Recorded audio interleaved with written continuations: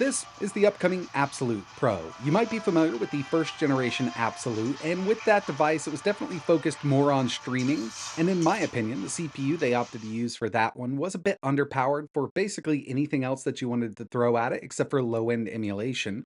But with the new Pro model, we've got an upgraded CPU. It's also got Hall based analog sticks, a 7-inch LTPS 60Hz 1080p display.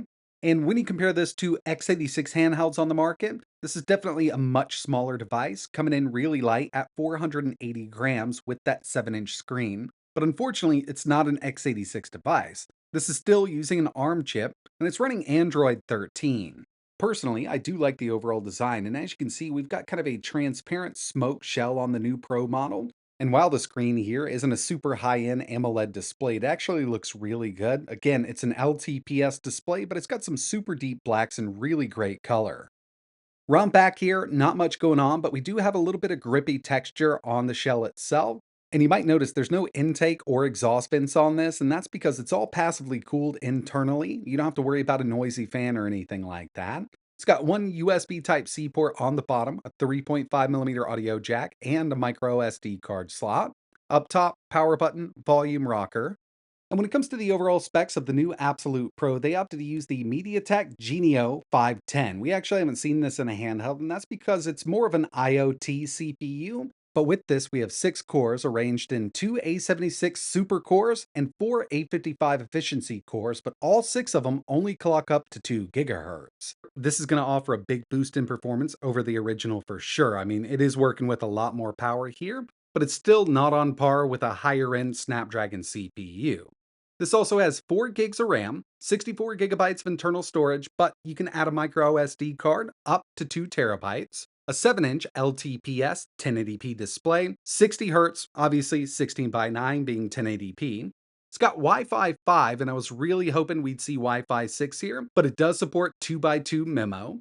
Dual stereo speakers, and these have definitely been upgraded. They get really loud. There's not a lot of bass to them, I mean, given the size of this unit, but they do sound much better than the original. Z-axis motors, 5200 milliamp hour battery. It's coming in at 430 grams, so it's much lighter than x86 handhelds, and of course it would be. I mean, it's a much smaller device. And this is running Android 13 right out of the box. So first and foremost, obviously, this is an Android device. We do have access to Google Play, so you can go right in here, download your favorite applications, you can download your favorite emulators directly from Play, or you can sideload them if you don't want to do that. It's totally up to you. It also supports over-the-air updates, and I'll tell you, I've actually had this for about 3 weeks. I ran into a little bit of an issue when I was first going to review it. They've got their Kickstarter live right now. A lot of people already put their videos out, but I held off because the screen itself was actually only running at 58 Hz. The screen is a 60 Hz panel, but in the Android firmware, VSync was set to 58. So basically, with any game or emulator that forced VSync, like let's say PSP using PPSSPP, the games would only run at a maximum of 58 FPS. So we had a little bit of performance on the table, and some of those games just don't look great at that 58 FPS. Some of them do rely on kind of syncing the sound up and everything like that.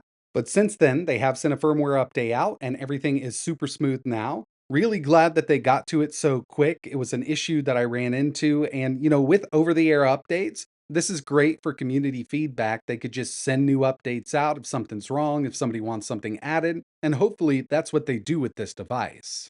But so far, with this upgraded CPU, the user experience has been miles ahead of the original. I mean, it's super quick. We've also got a bunch of specific settings for the Absolute Pro, like our RGB control. We can also swap over to what they call tablet mode. It's basically just Android mode instead of the built-in launcher. Just in case you want to have something like that, you can always move over here really easily. And this way, you could set up a custom launcher. But now I want to show off some gaming performance here, and we're going to start off with some native Android games, then we'll move over to some native emulation, and wrap it up with some cloud gaming and in-home game streaming. First one we have here, obviously Minecraft is something I always like to go to just to make sure it can handle it. And with the original Absolute, it actually struggled even at around 5 chunks. Right now we're at 8 chunks, and it does run really well on this device.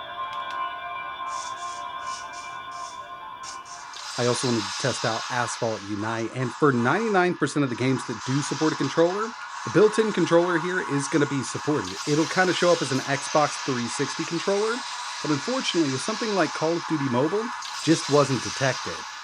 And at any given time while you're playing a game or in an application, you can press the home button. It'll bring us right back to the built-in launcher. Now it's time to check out some native emulation, and this is where the original really struggled, but this upgraded CPU is actually handling this stuff much better than I thought it would. Here's PSP using PPSSPP, Vulkan backend. We've got Tekken 6 here at 3x resolution, and like I mentioned earlier, before the firmware update when I originally got this, everything was just stuck right there at 58 due to that VSync issue. I know it's a bit hard to see in a video, but we're locked at 60 with this game. Next game we have is Chains of Olympus, and this also runs really great on this new CPU, but I did have to drop it down to 2x instead of 3 like we were at with Tekken 6.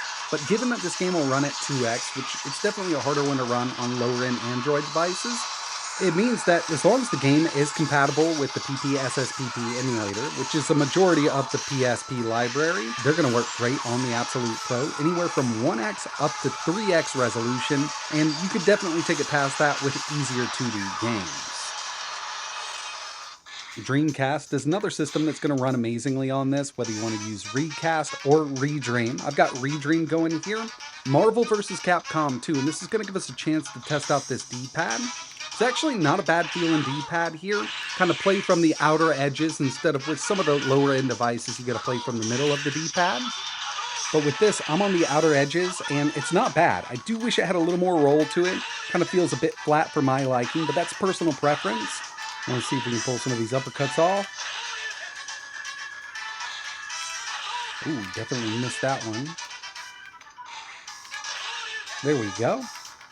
Yeah, it's not a horrible D-pad. I mean, it's not the worst that I've ever tested. Not the best either. I mean, this will definitely get you by. Now, I want to take it up a notch. We're going to go with some GameCube and Wii using the Dolphin emulator. And this is not a modded version of the emulator itself. This is the official version. I was kind of blown away that it's able to run Automata Lista at 60 FPS, given we are at 1x resolution right now. Between Vulkan and OpenGL, I'd say Vulkan is your best bet on this MediaTek chip. But keep in mind, not all GameCube games are going to run at full speed. I tested 5 games, and out of all 5, one of them was really slow, and that was F-Zero GX, but that's kind of a given with the lower-end chip. Obviously, Automata Lista here ran at full speed, Beautiful Joe, Time Splitters 2, and Billy Hatcher. All 4 of those games ran great on this device. Still here with the Dolphin emulator, just checking out Tatsunoko vs. Capcom. And this is one of those games that some of these devices do work really well until you get into a lot of particle effects on screen. But as soon as the shaders are cached with this, it's a pretty decent experience. I mean, I could definitely play through this just fine. And yeah, this was actually really surprising because just knowing what we've got here for the CPU, I figured as soon as we went into Dolphin, it was just going to fall on its face. Next thing I wanted to test out was some cloud gaming, and originally I was going to go with GeForce Now, but getting into it with a free account, the wait time was ridiculous. If you've got a paid account, you can get into a game. I'm sure you're going to have a decent time if you've got a good internet connection, but for me, that queue was just way too long to try to wait it out. So I figured I'd just jump over to some Xbox Cloud Gaming. We've got Forza Horizon 5, and I always like testing this just to kind of judge latency. It's not horrible, but it's really going to depend on your router and internet connection. I mean, when it comes down to cloud gaming, that's going to be the most important thing. You can definitely get a stable connection with Wi-Fi 5, especially since this does support 2x2 memo, but Wi-Fi 6 would have been really nice. But I'll tell you, my favorite thing to do with a device like this is use it for Steam Link or Moonlight. Basically, this is going to connect to my in-home computer. This is my gaming PC. We're just going to stream it directly here. So now I'm connected over there. We've got big picture mode, kind of looks like the Steam Deck interface here. All the buttons just worked out of the box. It's actually detecting it as an Xbox controller. And we'll go ahead and get into some Cyberpunk 2077. And by the way, whenever I do this, my gaming PC that I'm streaming from is always wired. So that's just going to give you the best connection. You can do it wireless, but then you have to rely on both of those wireless networks. Going wired with one of them really helps. And yeah, this is fully playable just like it is. From the Steam Link application, you can set your bitrate, but I usually go with 1080 enhanced. So it does look really good here. Basically, nice picture. I think around 50 megs is the kind of bit rate that we've got going. And obviously, it really depends on the PC you're streaming from, what kind of settings you can use. Right now, we're just basically at 1080 Ultra with Cyberpunk 2077. And I gotta say, it does look good on this screen.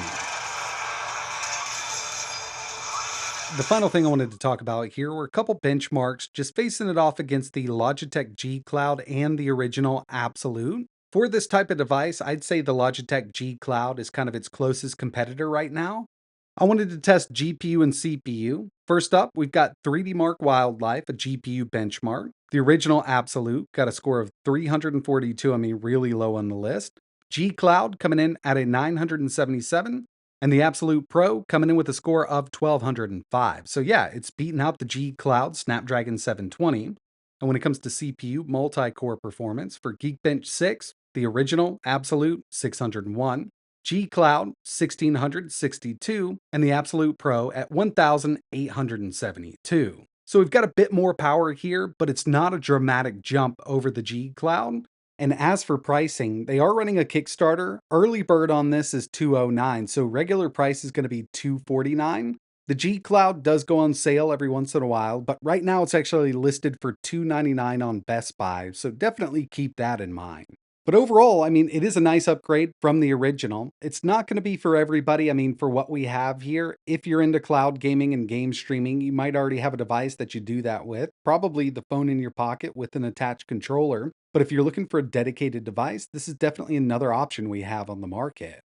But that's going to wrap it up for this one. If you're interested in learning a little more about the Absolute Pro, I'll leave links in the description to their Kickstarter and official website. If you have any questions, let me know in the comments. And like always, thanks for watching.